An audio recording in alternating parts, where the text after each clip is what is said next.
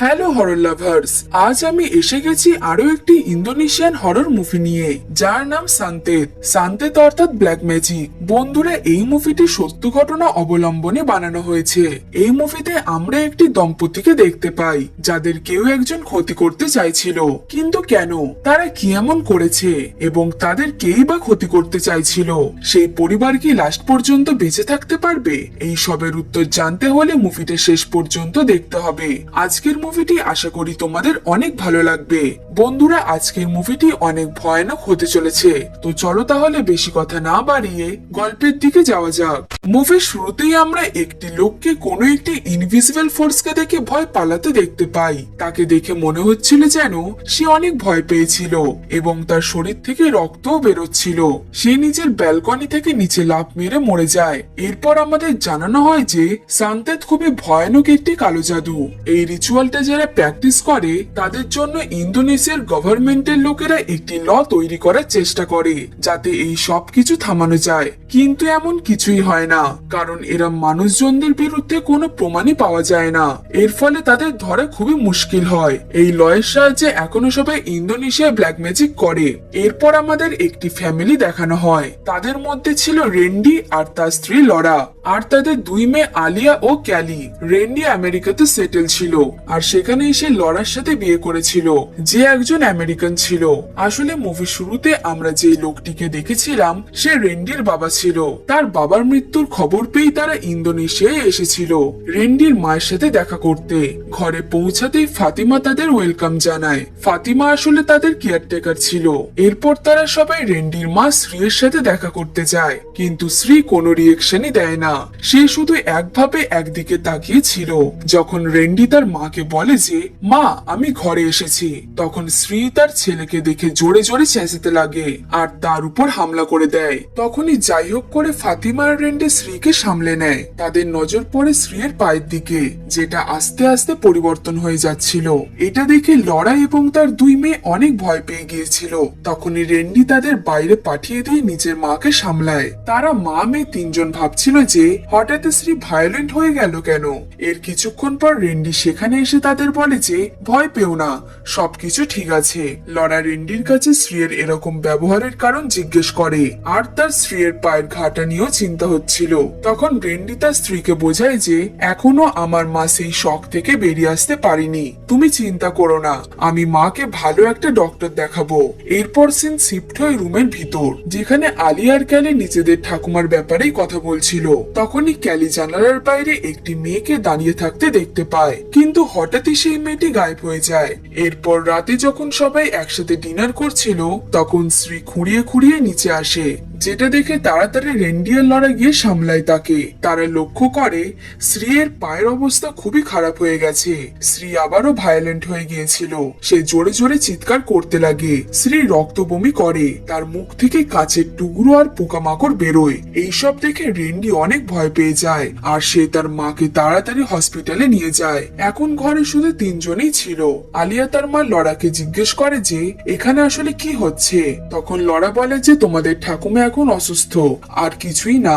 আলিয়া বলে যে এখানে কিছু তো গড়বড় আছে, নয়তো কেউ গ্লাস খেয়ে নেয়। তাদের মামের মধ্যে এইসব নিয়ে ঝামেলা লেগে যায়। এরপর লড়া তার মেয়েকে বুকে ঘরে পাঠিয়ে দেয়। উপরে এসেই আলিয়া ক্যালিকে নিজের ঘরে যেতে দেখতে পায়, কিন্তু আলিয়া যখন রুমে ঢোকে তখন সে ভিতরে ক্যালিকে দেখতে পায় না। তখনই হঠাৎ শ্রী এসে আলিয়ার উপরে হামলা করে দেয়। আলিয়া চিৎকার করতে করতে রুম থেকে বাইরে বেরিয়ে পড়ে। তার শব্দ শুনে সেখানে লড়া আর ক্যালি আসে।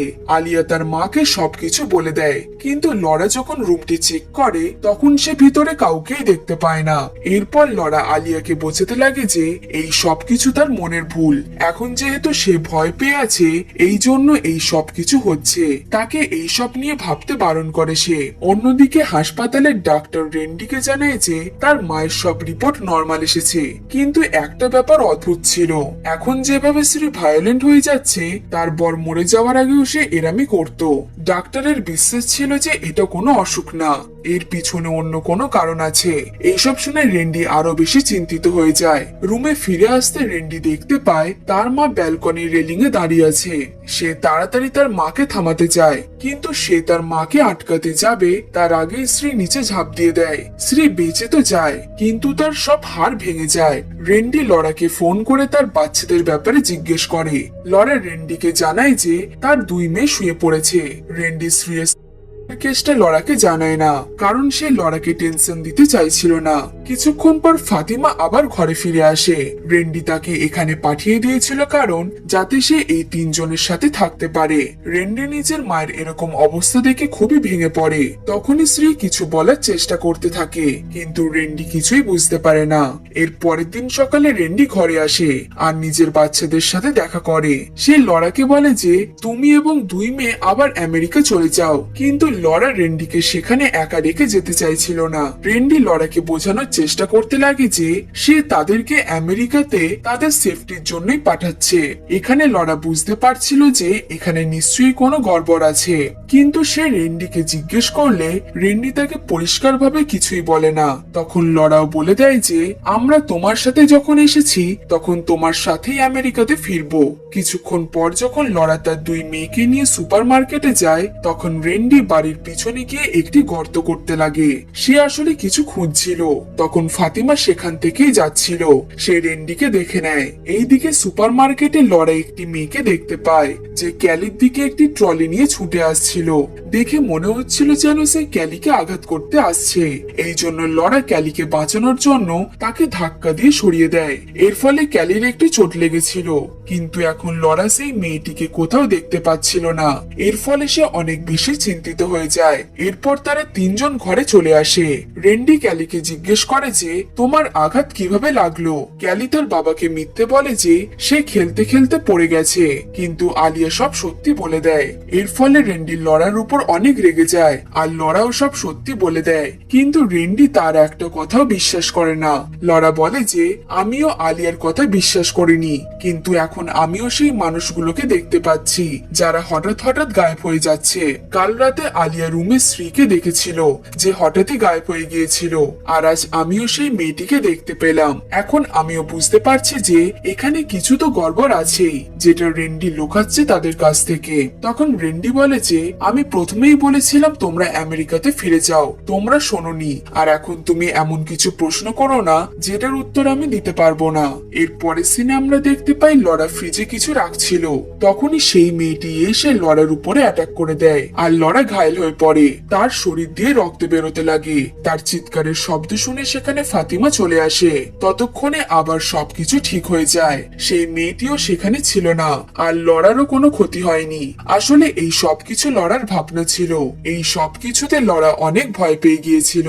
সে ফাতিমাকে জিজ্ঞেস করে যে এই সব কেন আমার ফ্যামিলির সাথে হচ্ছে। ফাতিমা এরপর লরাকে শান্ত করে। এরপর ফাতিমা লরাকে নিজের সাথে নিয়ে গিয়ে সেই গর্তটি দেখায় যেটা রেন্ডি খুঁড়েছিল। লরা এটা দেখে ফাতিমাকে জিজ্ঞেস করে যে রেন্ডি আসলে কি খুঁজছে। তখন ফাতিমা বলে যে আসলে তোমার এটা জানা উচিত যে রেন্ডি কি করেছে। এই ব্যাপারটা আমরা একটু পর জানতে পারবো। রাতে রেন্ডি হাসপাতালে যায়। সে ঠিক করে সে তার মায়ের সাথে হাসপাতালেই থাকবে। এই জন্য সে বাকি 2 জন সার্ভেন্টকে ঘরে পাঠিয়ে দেয়। এইদিকে ঘরে আলিয়া ড্রয়িং করছিল। তখনই কেউ একজন এসে দরজা খোলার চেষ্টা করতে লাগে। এর ফলে দরজার হ্যান্ডেলই ভেঙে যায়। ঠিক তখনই দরজা আবারও খুলে যায়। আলিয়া যাই হোক করে সাহস করে বাইরে বেরিয়ে আসে। বাইরে এসে সে রেন্ডিকে বসে থাকতে দেখতে পায়, আর সে দেখতে পায় তার বাবা নিজের পেট থেকে নাড়ি ভুড়ি বার করছে। আলিয়া তার বাবার এরকম অবস্থা দেখে সাহায্যের জন্য চিৎকার করতে লাগে, কিন্তু যখন সেখানে সবাই আসে তখন সে রেন্ডিকে সেখানে আর দেখতে পায় না। লরা আলিয়াকে বোঝাতে লাগে যে এই সবকিছু তার মনের ভুল, এই সবকিছু সত্যি না। লরা আসলে তার মেয়েকে শান্ত করার জন্য এই সব বলছিল, কারণ লরাও জানতো সেই ঘরে নিশ্চয়ই কিছু আছে।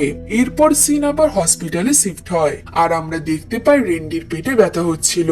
তাকে কষ্ট পেতে দেখে শ্রীও কাঁদছিল, কারণ সে চাইলেও তার ছেলেকে সে কোনো হেল্প করতে পারবে না।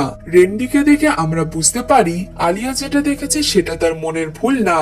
এর পরের দিন সকালে ফাতিমা লরার গলায় একটি লাল দাগ দেখতে পায়, আর চেক করতে লরার পিঠে পুরো জায়গায় লাল দাগটি দেখতে পায়। এখানে ফাতিমার কাছে লরা জানতে পারে যে এই রকম একই দাগ শ্রীয়ের পিঠেও ছিল যখন সে অসুস্থ ছিল।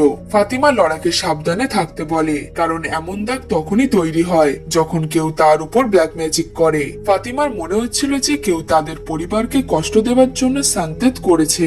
এইসব জেনে লরা আরো বেশি ভয় পেয়ে যায়, আর সে সান্তেত অর্থাৎ ব্ল্যাক ম্যাজিকের ব্যাপারে ইন্টারনেটে সার্চ করতে লাগে। লরা অনেক ভয়ানক ইনফরমেশন আর ভিডিও ইন্টারনেট থেকে পায়, আর সে এটাও জানতে পারে সান্তেত যারা করে তারা সবসময় ইয়ং থাকে। এরপর লরা সুধর্মার ব্যাপারে সার্চ করে, তখন সে তার ফ্যাক্টরির ব্যাপারে জানতে পারে। লরা এরপর সেই ফ্যাক্টরির উদ্দেশ্যে বেরিয়ে পড়ে যাতে সে কিছু ইনফরমেশন পেয়ে যায়। এরপর সেখানে গিয়ে লরা সেই ফ্যাক্টরির কেয়ারটেকারের সাথে দেখা করে। এখানেই আমরা জানতে পারি এই ফ্যাক্টরি 3 বছর ধরে বন্ধ, কিন্তু এই ফ্যাক্টরিটা এই জায়গার সবচেয়ে বড়। প্রায় 600 লোক সেই ফ্যাক্টরিতে কাজ করত। এরপর লরা মিস আম্বারের ব্যাপারে জানতে পারে, যে সেখানের ম্যানেজার ছিল। সে খুবই ভালোভাবে খেয়াল রাখতো সেই ফ্যাক্টরিটা। ধর্মাও তার কাজে অনেক প্রসন্ন ছিল, তারা দুজন খুবই কাছের ছিল। কিন্তু হঠাৎই একদিন আম্বার গায়েব হয়ে যায়। আজ পর্যন্ত কেউ জানে না যে সে কোথায় চলে গেছে। এরপর হঠাৎই ধর্মার শরীর খারাপ হতে লাগে, আর সেই ফ্যাক্টরি দেখাশোনা করারও কেউ ছিল না। এই জন্যই সেই ফ্যাক্টরি বাধ্য হয়ে বন্ধ করতে হয়। সে লরাকে ধর্মা আর আম্বারের ফটো দেখায়, যেটা দেখে লরা চমকে যায়, কারণ এটা সেই মেয়েটা ছিল যাকে সবসময় লরা দেখতে পেত। এরপর লরা হাসপাতালে যায়। রেন্ডি সেখান থেকে বেরোনোর পরে লরা স্ত্রীর সাথে দেখা করতে যায়। সেখানে গিয়ে সে জানতে পারে স্ত্রী সুইসাইড করার চেষ্টা করছিল। এইদিকে ঘরে ক্যালের খিদে পেয়েছিল। সে ফাতিমাকে ডাকতে তার রুমে যায়। সেখানে গিয়ে সে একটি ফটো দেখতে পায়, যেটাতে একটি ছোট মেয়ে আর একটি মা ছিল।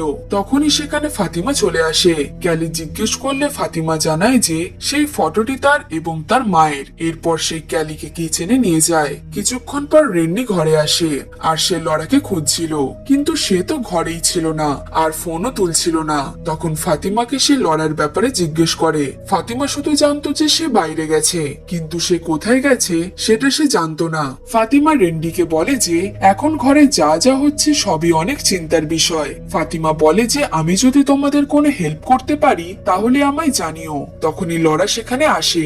সে রেন্ডির উপরে অনেক রেগেছিল, কারণ সে স্ত্রীর সুইসাইডের কথা তাকে জানায়নি। লরার মনে হচ্ছিল রেন্ডি তার কাছ থেকে কিছু লুকাচ্ছে। এরপর সে আম্বারের ব্যাপারে রেন্ডিকে জিজ্ঞেস করে। রেন্ডি বলে যে আমি তাকে চিনি না। তখন লরা বলে যে আমি জানি তোমার বাবা আম্বারের সাথে কাজ করত, আর এটা হতেই পারে না তুমি আম্বারকে চিনবে না। আম্বার হঠাৎই কোথাও গায়েব হয়ে যায়। আজও তার ব্যাপারে কেউ জানে না, কিন্তু লরা আম্বারকে এই ঘরে দেখতে পায়, আর সে তাকে এবং তার বাচ্চাকে হার্ট করতে চাইছে। এই জন্য লরা রেন্ডিকে সব সত্যি বলতে বলে যে আম্বারের সাথে আসলে কি হয়েছে, কোথায় সে, আর সে তাদের ক্ষতি বা করতে চাইছে কেন। তখন রেন্ডি বলে ওঠে যে তুমি আম্বারকে কিভাবে দেখতে পাচ্ছ, কারণ সে তো মরে গেছে। রেন্ডি লরার এরকম প্রশ্ন করার ফলে খুবই রেগে যায়। তার এরকম রূপ দেখে সবাই অবাক হয়ে গিয়েছিল।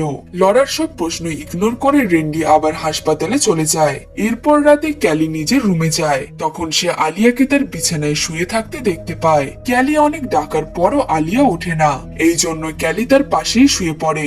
এরপর চোখ খোলার পর ক্যালি তার পাশে একটি আত্মাকে দেখতে পায়, যে তার গলা টিপছিল। তখনই তার চিৎকারের শব্দ শুনে আলিয়া সেখানে আসে। সে ভাবে যে লরা হয়তো ক্যালিকে মারছে।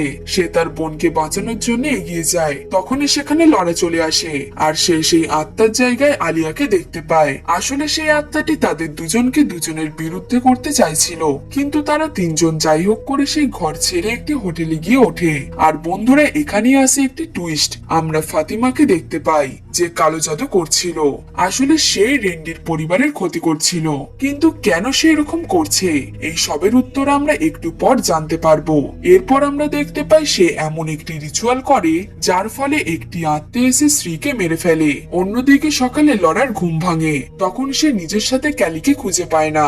তখনই তার কাছে ফাতিমার কল আসে, যে লরাকে জিজ্ঞেস করে যে তুমি ক্যালিকে এখানে একা রেখে কোথায় চলে গেলে। ক্যালি ঘরে আছে জেনে তারা দুজনে তাড়াতাড়ি ঘরের উদ্দেশ্যে বেরিয়ে পড়ে। সিন আবার হসপিটালে শিফট হয়। রেন্ডি কফি নিয়ে স্ত্রীর কাছে যাচ্ছিল।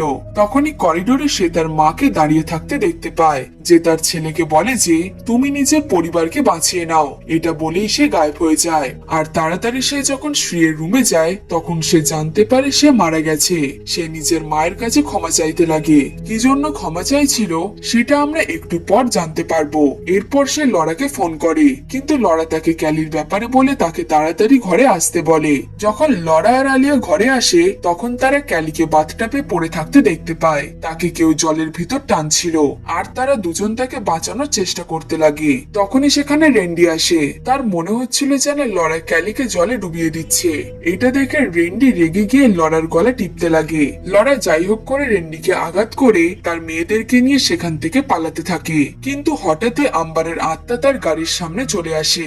এর ফলে তার অ্যাক্সিডেন্ট হয়ে যায়। তাদের পিছু করতে করতে রেন্ডি সেখানে চলে আসে। ক্যালির অনেক বেশি চোট লেগেছিল। এর ফলে রেন্ডি আবারও তাদের ঘরে নিয়ে যায়। রেন্ডি নিজের গাড়ির চাবি নিতে ভিতরে যায় যাতে সে ক্যালিকে হাসপাতালে নিয়ে যেতে পারে। সে চাবি খুঁজছিল, ঠিক তখনই ফাতিমা পিছন থেকে এসে রেন্ডিকে ছুরি দিয়ে আঘাত করে আর বলে যে এরকম যন্ত্রণা আম্বারও পেয়েছে যখন তুমি ওকে মেরেছিলে। এখানেই আস্তে আস্তে সব সত্যি সামনে আসে। সে বলে যে আম্বার তার বাবার গার্লফ্রেন্ড ছিল না, বরং সে ফাতিমা এবং ধর্মার মেয়ে ছিল, মানে রেন্ডির বোন। আর এখন ফাতিমা রেন্ডিকে বোঝাবে যে নিজের কেউ হারিয়ে গেলে কেমন কষ্ট হয়। ফাতিমা বলে যে আমি এক এক করে তোমার ফ্যামিলির সবাইকে মেরে ফেলবো। তখনই লরা সেখানে এসে ফাতিমাকে আঘাত করে আর রেন্ডিকে সেখান থেকে নিয়ে বেরোনোর চেষ্টা করে, কিন্তু রেন্ডি ঠিক মতো হাঁটতেই পারছিল না। রেন্ডি লরাকে বলে যে এটা আমার দোষ, তো তোমরা তিনজন এখান থেকে চলে যাও। কিন্তু লরা রেন্ডিকে একা ফেলে রেখে যেতে চায় না। এইবার ফাতিমা একটি মন্ত্র পড়ে নিজের ভিতরে একটি শয়তান আত্মাকে ঢোকায়। এরপর সে দুজনকে মারতে লাগে। তখনই সেখানে আলিয়া তাদের বাঁচাতে আসে আর সেও আঘাত পায়। ফাতিমা আবার কিছু মন্ত্র পড়ে ক্যালিকে নিজের বশে করে ওপরে নিয়ে যায়। লরা যাই হোক করে ওঠে আর সে উঠে রেন্ডিকে বোঝাতে লাগে যে আমাদেরকে আমাদের সন্তানকে বাঁচাতে হবে। এরপর তারা দুজন উপরে আসে আর তারা দেখতে পায় ফাতিমা ক্যালিকে ধরে রেখেছিল। রেন্ডি ফাতিমাকে ছুরি দিয়ে আঘাত করে দেয়, কিন্তু এটাও ফাতিমার ট্রিক ছিল। রেন্ডি ফাতিমাকে নয় বরং আলিয়াকেই ছুরি দিয়ে আঘাত করেছিল। ফাতিমা তো ব্যালকনিতে ক্যালির সাথে দাঁড়িয়েছিল। সে ক্যালিকে ব্যালকনি থেকে নিচে ফেলতেই যাচ্ছিল, কিন্তু রেন্ডি ফাতিমাকে নিয়ে ব্যালকনি থেকে লাফ দিয়ে মরে যায় আর লরা ক্যালিকে বাঁচিয়ে নেয়। এরপর আমরা কিছুদিন পরের দৃশ্য দেখতে পাই। লরা নিজের মেয়েদের নিয়ে আবার ইউএসএ ফিরে যাচ্ছে। এরপর আমরা ক্যালি আর আলিয়াকে দেখতে পাই যারা সেখানে লোকাল ল্যাঙ্গুয়েজে কথা বলছিল। তখনই আলিয়া ক্যালিকে বলে যে তুমি কি তৈরি আছো আম্বার? তখন ক্যালি বলে হ্যাঁ। আর এখানেই এই মুভিটি শেষ হয়ে যায়। মানে তাদের দুজনের মধ্যে ফাতিমা আর আম্বারের আত্মা চলে এসেছিল। এই মুভিতে অনেক কিছুর উত্তর আমরা পাইনি। আমি এই মুভিটা দেখে যেটা বুঝলাম সেটা হলো আম্বার ফাতিমা আর ধর্মার মেয়ে ছিল, কিন্তু ধর্মা নিজের সম্মান এবং ইগোর জন্য এই কথাটি সে সবার কাছে লোকায়। কিন্তু সে তার মেয়ে আম্বারকে অনেক ভালোবাসতো, এই জন্য সে সবসময় তার সাথেই থাকতো। আর এই জন্যই সে ফ্যাক্টরিতে জয়েন করে, অর্থাৎ আম্বার। কিন্তু তার ভাগ্যটা রেন্ডি আর কিছু লোক বদলে দেয়। রেন্ডির হিংসা হতে লাগে যে আম্বার তার বাবার প্রিয় হয়ে যাচ্ছে। এই জন্য সে রাগের মাথায় আম্বারকে মেরে ফেলে আর সে তার ঘরের পিছনে তার বোনকে কবর দিয়ে দেয়। সেই দিন সে সেখানে কবর খুঁড়ছিল কারণ সে তার বোনের দেহটি বার করে শেষ কাজ সম্পন্ন করে তাকে মুক্ত করতে চাইছিল। ফাতিমা নিজের মেয়ের মৃত্যুর বদল নেওয়ার জন্য ব্ল্যাক ম্যাজিক করতে শুরু করে। এর ফলে ধর্মা অসুস্থ হয়ে যায় আর তারও মৃত্যু হয়ে যায়। সেই দিন ক্যালি ফাতিমার ঘরে যে ছবিটি দেখেছিল সেটা আসলে ফাতিমা আর আম্বারের ফটো ছিল, কিন্তু সান্তেতের ফলে ফাতিমাকে অনেক ইয়ং লাগছিল। লাস্টে ফাতিমাকে যেই চেহারায় আমরা দেখতে পাই সেটাই হলো আসল রূপ তার। রেন্ডি বুঝে গিয়েছিল যে যতদিন ফাতিমা বেঁচে থাকবে ততদিন সে তার ফ্যামিলিকে বাঁচাতে পারবে না। এই জন্য রেন্ডি ফাতিমাকে নিয়ে ঝাঁপ মেরে দেয় যাতে বাকি তিনজন বেঁচে যায়, কিন্তু শেষে তো অন্য কিছুই হলো। তো বন্ধুরা, এটাই ছিল সান্তেত মুভির গল্প। মুভিটা তোমাদের কেমন লাগলো কমেন্টে জানিও। গল্পটি ভালো লাগলে একটা লাইক করে দিও। এরকম আরো মুভির গল্প দেখার জন্য আমাদের চ্যানেলটিকে সাবস্ক্রাইব করে পাশে থাকা বেল আইকনটি প্রেস করে দিও, যাতে এই রকম ইন্টারেস্টিং এবং হরর মুভির নোটিফিকেশন তোমার কাছে সবার থেকে আগে যায়। তো চলো বন্ধুরা, দেখা হচ্ছে পরের গল্পে।